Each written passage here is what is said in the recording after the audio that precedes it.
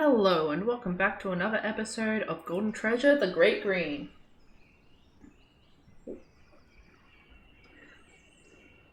We are going to go exploring because we just filled our belly.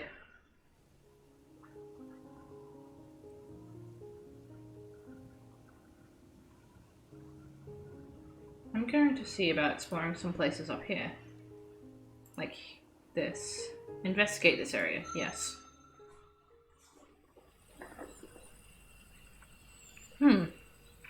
This seems interesting. Woodstriders, the crowned beloved of the green.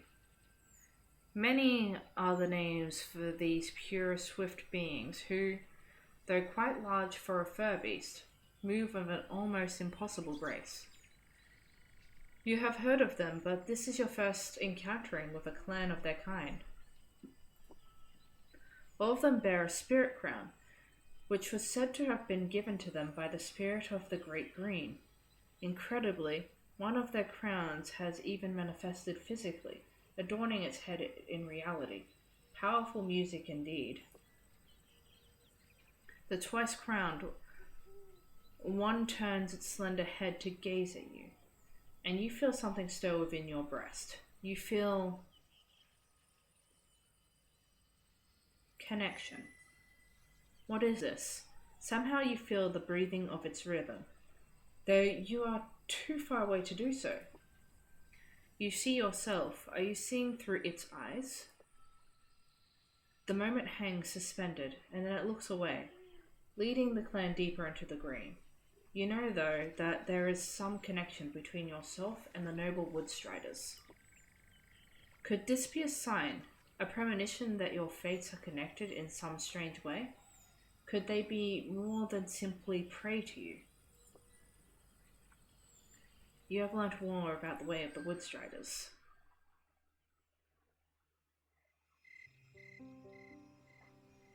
Interesting. Much interesting.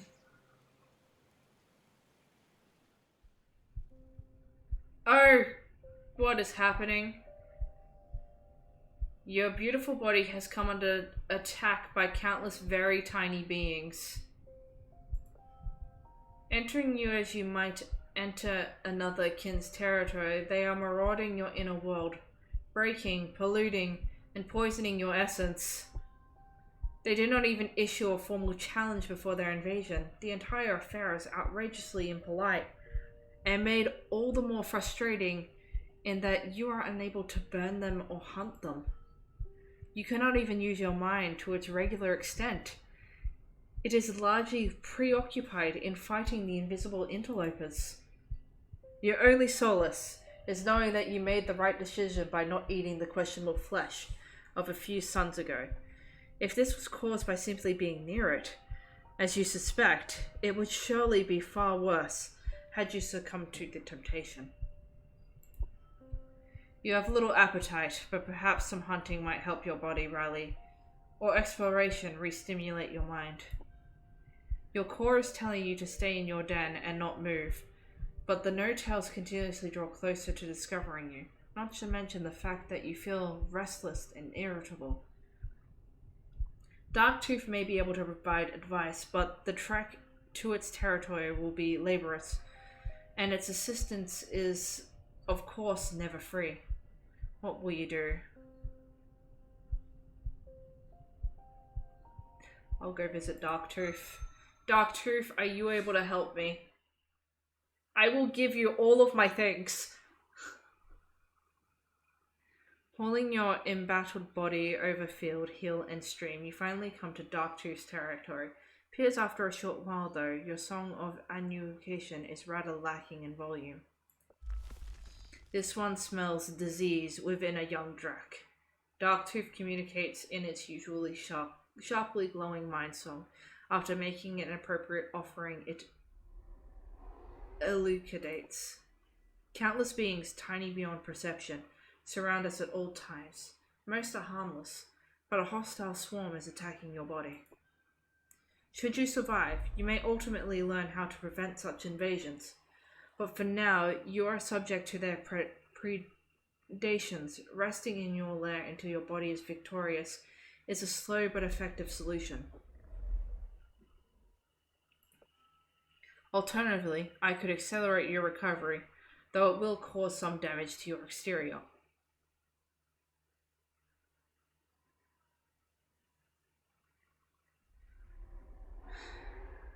I'm gonna ask Darktooth to accelerate my recovery. The no-tails are pretty close. Like, we'll get closer to my lair soon. I'm pretty sure. You are slightly alarmed as Darktooth's head bobs. Too late. You realize what it is about to happen, and then your body is bathed in a torrent of flame. Though your scales are heat resistant, they do not stand a chance against a fire such as this, and your feathers are alight. Your eyes squeeze shut as you are bathed in screaming heat. Suddenly, you are doused, covered in sticky mucus. Darktooth spits on you to put out the flame. I have burned the interlopers out of you. Raising the temperature of your body helps to drive them away. Rest today, and you will be well tomorrow. Dazed and confused, you return to your den, with considerable pain now added to the misery of your illness, but you find Darktooth to be ultimately correct. When the next sun rises, the disease is gone from your body. Bathing in fire may be a drastic solution, but it is effective, at least for a kin. Thank you, Darktooth. I'm gonna have to rest. I'm probably pretty beaten up still. You are very hungry if you do not silence another being and consume it soon. But I need to rest.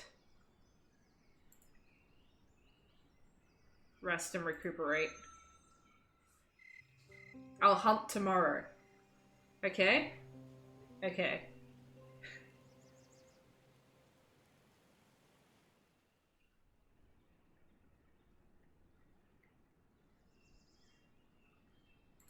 Yep, I'll go get some food now.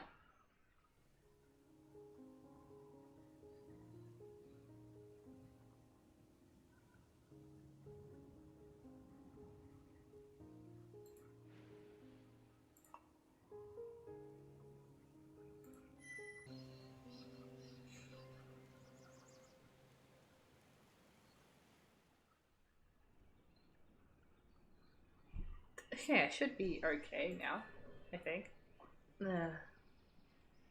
Following your tracks, they are not yet near your den, but you must find a new home. Yeah, I know, I need to find a new home. I really, really do.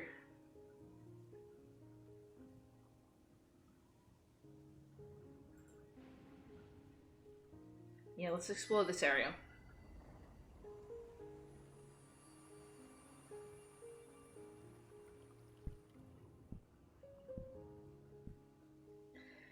You have reached the end of one of the two river forks, which give Heartbone Valley its name. Somewhere in this area lies the entrance to the deep forest, the Great Green, to which you must escape before the no-tails find you. Do not tempt fate, but do not be too eager to leave. Once you do, you may not return. The opportunities for new knowledge and treasure are many, both here and elsewhere in the valley. So it's saying I need to go exploring and learning things first before I leave.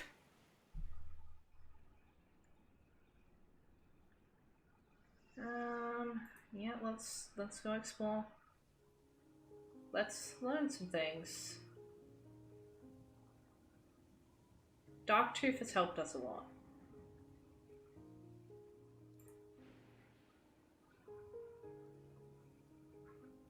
You know what? Back out of that. We haven't gone to these areas yet. Well, let's investigate this area. You have come across a trio of lesser spearbills. They seem distracted by some kind of discussion. What do you do? Wait and observe. Begin to catch shards of their conversation. Give me a moment. And so we must proceed with the assumption that all things can be understood. given time and observation. The core elements of reality, earth, air, water, fire, are predictable and finite, and all things proceed from their motion. Cannot be denied that there is such a thing in expert knowledge, and that such knowledge has both value and merit. Thus, it is that the wisest of beings gather information. Disagreement, says another, slanting its head slightly to the left. The true nature of objects is clearly unknowable.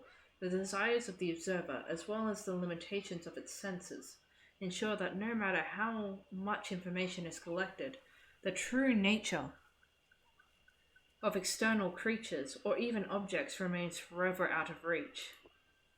The wisest observer attempts to understand themselves, and by having a greater control over their own cognition, can get closer to the truth than those who remain ignorant of their own physiology. The mark of wisdom, or psychology, the mark of wisdom is not information, but self-knowledge. Both of you, says the third, dipping its bill briefly into the water, are making the same mistake. You are assuming that objects have a true nature, to begin with. The one song is empty of all meaning and even substance. It is not that truth is hidden by the senses, but it never existed to begin with. It is but a vain hope of limited beings. A wise being does not seek to accumulate a wealth of information, nor even to understand themselves, for none of these things can be said to matter or even exist.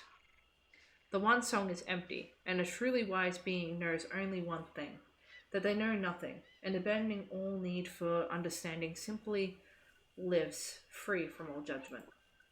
You have learned more about the way of the lesser spearbills. The wisdom of the Drac is renowned. Let us ask the one hiding ineffectively nearby. One suggests, and with subtle motions of their heads, they turn their eyes and ears to you. What is the nature of wisdom? Is it based upon information, self-knowledge, or upon abandoning these things and simply living?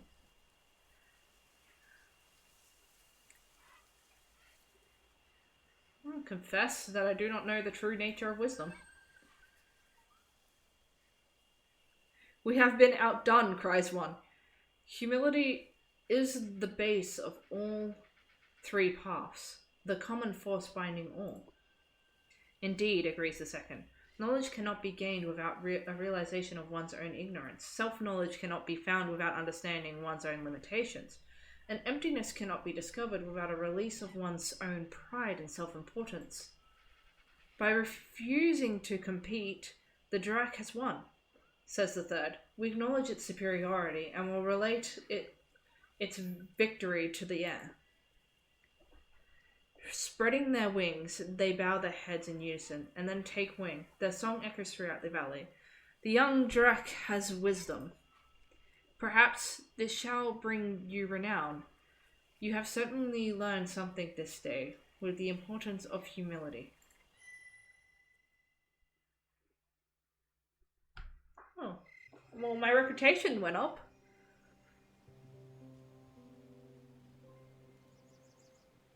It's getting close to where I need to just bail.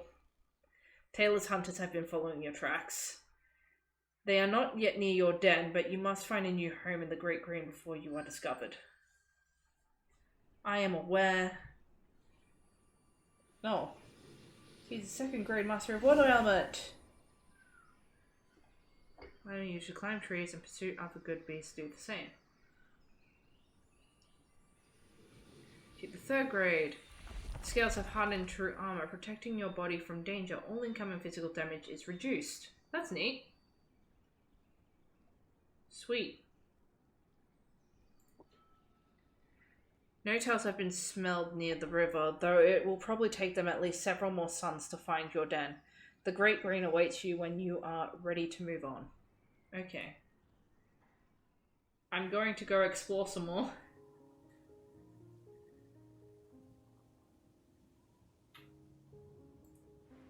Like, I see Doggo here. I want to investigate Doggo. The Waffles! You have ranged far this sun, and are returning to your lair when the dusk is suddenly split by the most beautiful sound you have ever heard. It is not the work of just one animal. Several beings are raising up a song, each of their voices distinct and important, and the bright music which pours out from them. It can only be the mighty clan singers, whose music is renowned among all.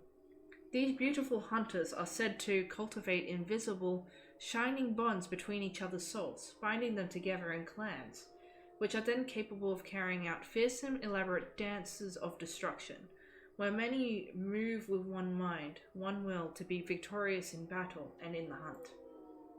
Pausing, you listen to their music.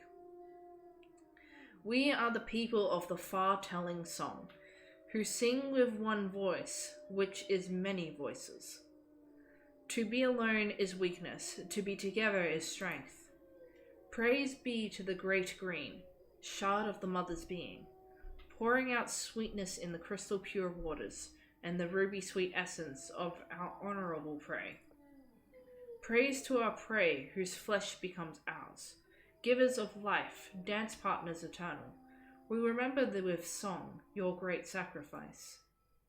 Praise be to those who came before, our ancestors who learnt to walk across love and violence, across being one and being many, and not be split in twain.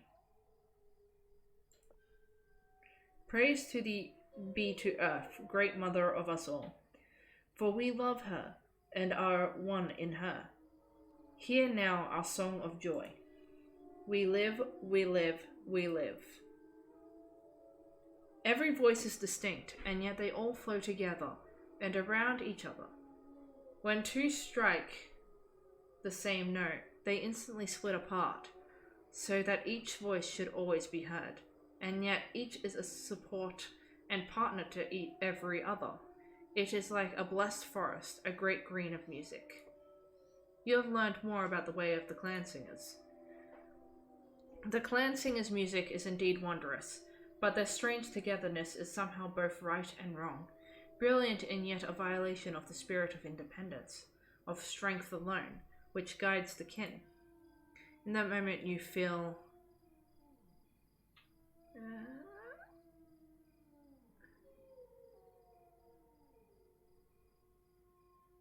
moved to raise your own song of joy with theirs. You find their melodious celebration of life and the great powers infectious, and a pride and a joy swells within you. As the singers do, you raise your head skyward, so that your song will go out to all of the four ways equally, and you sing, "Mine are the people ancient of days, lords of destruction, bringing forth cleansing fire.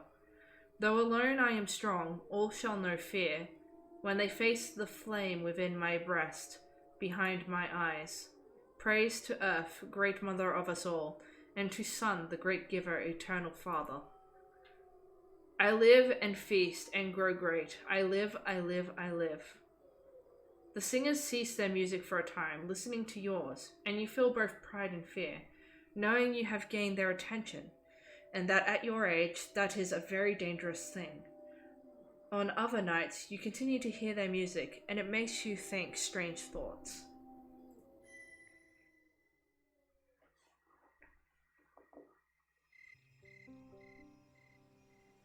Great. Notice me, senpais. I haven't been noticed.